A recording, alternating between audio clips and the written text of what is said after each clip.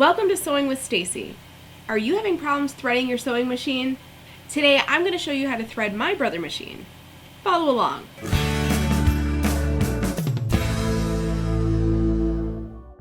My machine is an ST371HD. The HD stands for heavy duty, which means it can handle really tough thicknesses like denim or leather. But most brother machines all thread the same way. And for that matter, most modern machines all thread this same way. So let's start at the top with your main thread. You can either spool your thread right here off this thread spooler, or most machines come with a thread spool attachment that can go right here on your bobbin winder. I really like having my thread up on the bobbin winder just because I have a personal preference that I think it gives this machine slightly better tension. There are 5 steps that you want to hit to make sure that your machine is threaded correctly. Starting at position 1 with your first thread guide, this little metal guy right here. Then we're going to go off the back for step 2. Down the front, step 3 is through the tension guide. Number 4 is through your uptake lever. Then down the front through your last thread guide, which is right in front of your needle. Now, what's really great about this machine is that it has an automatic threader. Once you line up your thread correctly, it'll make a number 4 shape. Pull this lever and it threads your machine for you. So all you have to do is pull the little loop that comes out the back and you're ready to go with your upper needle. Once your bobbin is wound, which if you don't know how to wind a bobbin, stay to the end and I'll show you how to do that. Once you have your bobbin wound, you're going to pull this faceplate right off the top. What's really unique about this brother machine is that it has a drop-in bobbin or an automatic bobbin. Most bobbins actually come with a housing and they go in the front. You got to kind of take off this whole arm and get into the front of the machine. This one makes it super simple. All you have to do is take your bobbin in your right hand, your thread in your left hand, so when you're unwinding, it's unwinding in a counterclockwise manner. Turn it flat and drop it in. That's why it's called a drop-in bobbin. You're going to catch that little notch in the housing and pull your thread then off to the left.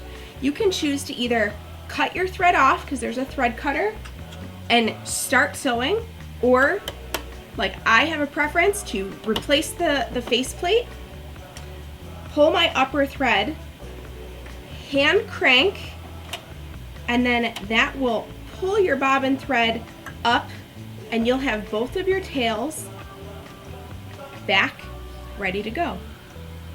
And it's that simple. So now let me show you how to wind a bobbin. Okay, so now that we've got your machine threaded, let's talk about bobbins.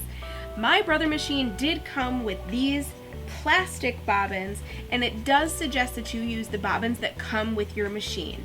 Normally, I would highly encourage this. It does keep up the life of your machine, especially you have to do it if you're using a Bernina. Bernina bobbins are notorious for being machine specific.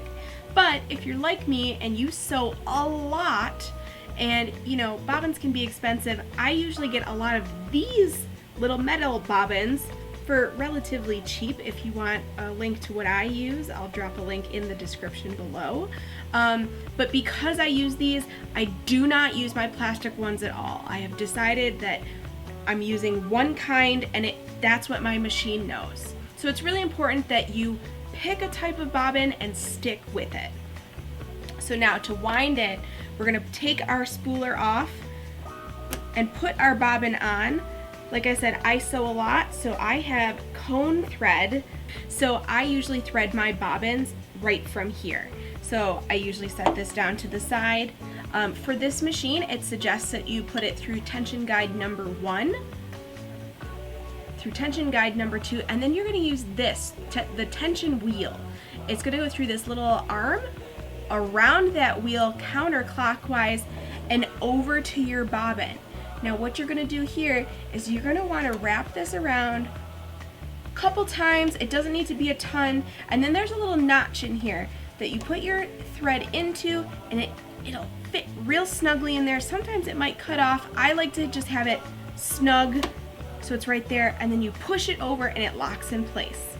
Make sure your presser foot is in the up position.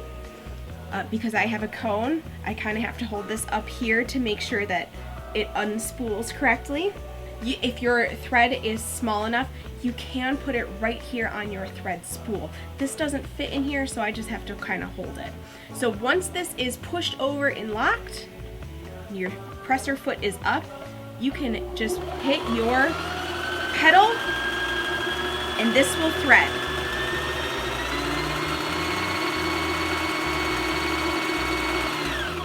You can go as fast or as slow as you would like.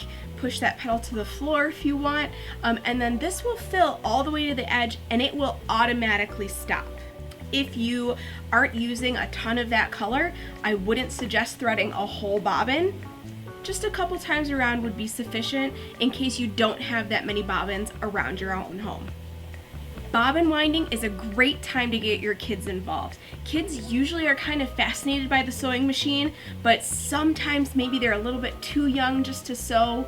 Bobbin winding is a great time to get them involved.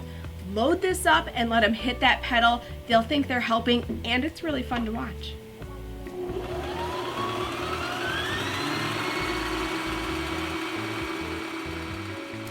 You'll know it's done when the thread kind of stops going on. Some machines do have a lock or click. All you have to do on here then is just snip this, push it back,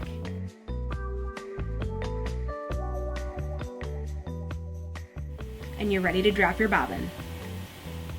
Now that you've got your machine threaded, you might need a few more tools close by when you start your first project. The first thing you might want to get is a nice pair of Fiskars shears. Now make sure you use these for fabric only to keep them in their sharpest condition possible. Make sure that those kitchen scissors stay for the paper and your nice shears go for your fabric. Next up, you're going to want a pair of nice little snips.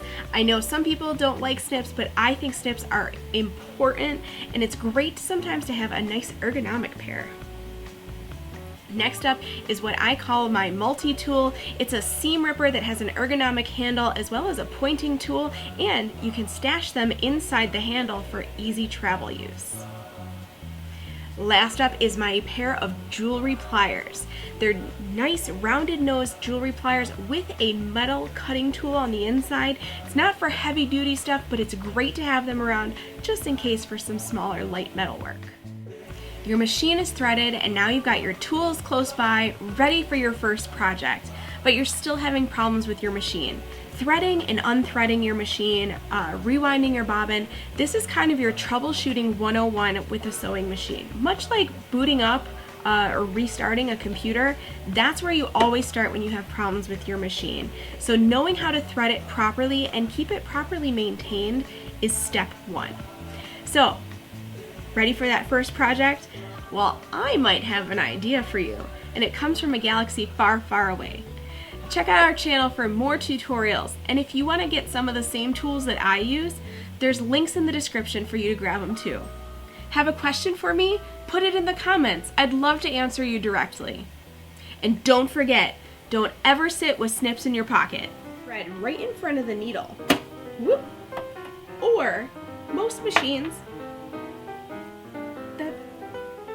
Sewing with Stacy, is that it? Like, do I have a catchphrase? Is that what you're looking for? Pedal, needle down, pedal down, thread it, bop it, bobbin it. I don't